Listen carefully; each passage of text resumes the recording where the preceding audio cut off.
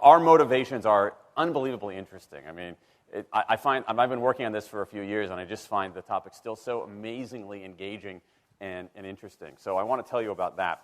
The science is really surprising. The science is a little bit freaky, okay? We are not as endlessly manipulable and as predictable as you would think.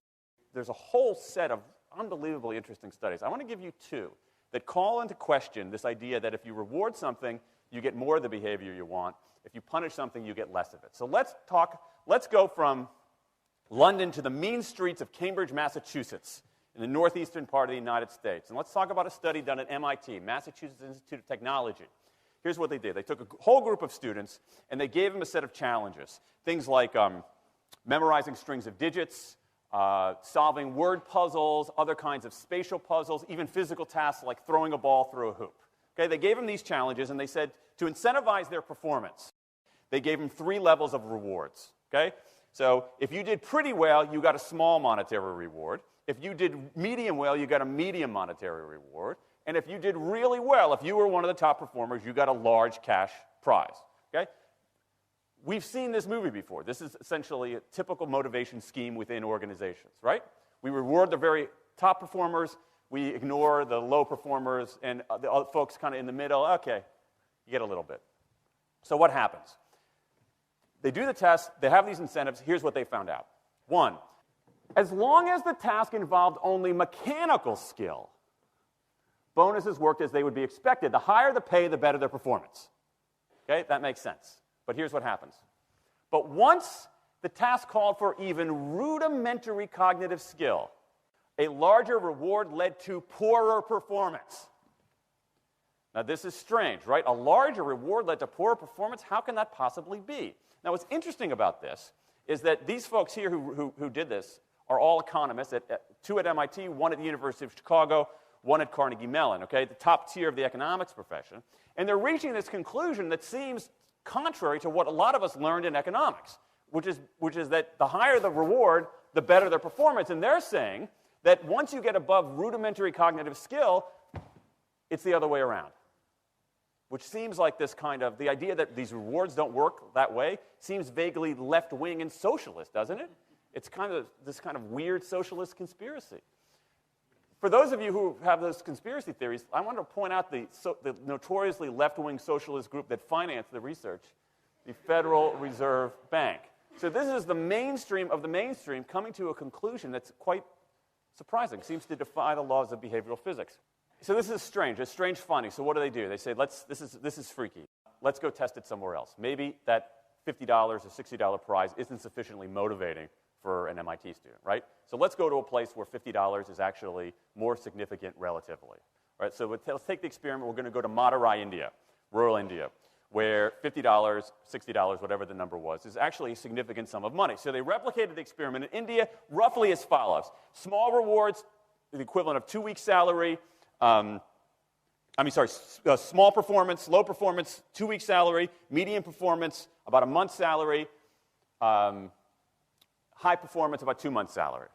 Okay, so those are real good incentives. Okay, so you're going to get a different result here. Well, what happened, though, was that the people offered the medium reward did no better than the people offered the small reward. But this time around, the people offered the top reward. They did worst of all. Higher incentives led to worse performance. What's interesting about this is that it actually isn't all that anomalous. This has been replicated over and over and over again by psychologists, by some extent by sociologists, and by economists, over and over and over again. For simple, straightforward tasks, those kinds of incentives, if you do this, then you get that, they're great. For tasks that are algorithmic, set of rules where you have to just follow along and get a right answer, if-then rewards, carrots and sticks, outstanding. But when the task gets more complicated, when it requires some conceptual, creative thinking, those kinds of motivators demonstrably don't work. In fact, money is a motivator at work, but in a slightly strange way. If you don't pay people enough, they won't be motivated. What's curious about, there's another paradox here, which is that the best use of money as a motivator is to pay people enough to take the issue of money off the table. Pay people enough so that they're not thinking about money and they're thinking about the work. Now, once you do that, it turns out there are 3 factors that the science shows lead to better performance, not to mention personal satisfaction. Autonomy, mastery, and purpose. Autonomy is our desire to be self-directed, to direct our own lives. Now, in many ways, traditional notions of management run afoul of that. Management is great if you want compliance, but if you want engagement, which is what we want in the workforce today as people are doing more complicated, sophisticated things, self-direction is better. Let me give you some examples of this, of almost radical forms of self-direction in the workplace that lead to good results. Let's start with this company right here, Atlassian, an Australian company. It's a software company, and they do something really cool. Once a quarter, on a Thursday afternoon, they say to their developers, for the next 24 hours, you can work on anything you want. You can work on it the way you want. You can work on it with whomever you want. All we ask is that you show the results to the company at the end of those 24 hours in this fun kind of meeting, not a star chamber session, but this fun meeting with beer and cake and fun and other things like that. It turns out that that one day of pure, undiluted autonomy has led to a whole array of fixes for existing software, a whole array of ideas for new products that otherwise had never emerged. One day. Now, this is not an if-then incentive. This is not the sort of thing that I would have done 3 years ago before I knew this research. I would have said, you want people to be creative and innovative? Give them a freaking innovation bonus. If you can do something cool, I'll give you $2,500. They're not doing this at all. They're essentially saying, you probably want to do something interesting. Let me just get out of your way. One day of autonomy produces things that had never emerged. Right, let's talk about mastery. Mastery is our urge to get better at stuff. We like to get better at stuff. This is why people play musical instruments on the weekend. You got all these people who are acting in ways that seem irrational economically. They play musical instruments on weekends. Why? It's not going to get them a mate. It's not going to make them any money. Why are they doing it? Because it's fun, because you get better at it, and that's satisfying. Go back in time a little bit. I imagine this if I went to my first economics professor, a woman named Mary Alice Schulman, and I went to her in 1983 and said, Professor Schulman, can I talk to you after class for a moment? Yeah. I got this inkling. I got this idea for a business model. I just want to run it past you. Here's how it would work. You get a bunch of people around the world who are doing highly skilled work, but they're willing to do it for free and volunteer their time, 20, sometimes 30 hours a week.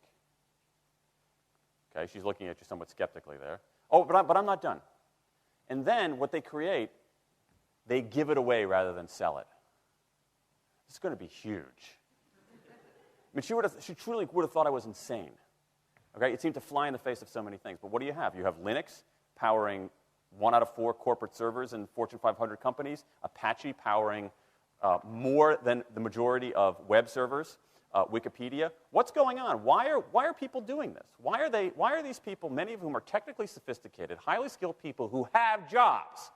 Okay, they have jobs. They're working at jobs for pay, doing sophisticated technological work.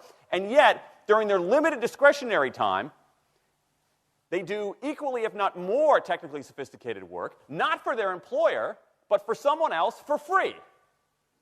That's a strange economic behavior. Economists who look into it, why are they doing this? It's overwhelmingly clear. Challenge and mastery, along with making a contribution. That's it. What you see more and more is a rise of what you might call the purpose motive, is that more and more organizations want to have some kind of transcendent purpose, partly because it makes coming to work better, partly because that's the way to get better talent. And what we're seeing now is, in some ways, when the profit motive becomes unmoored from the purpose motive, bad things happen. Bad things ethically sometimes, but also bad things just like not good stuff, like crappy products, like lame services, like uninspiring places to work. That when the profit motive is paramount, or when it becomes completely unhitched from the purpose motive, it's just, people don't do great things.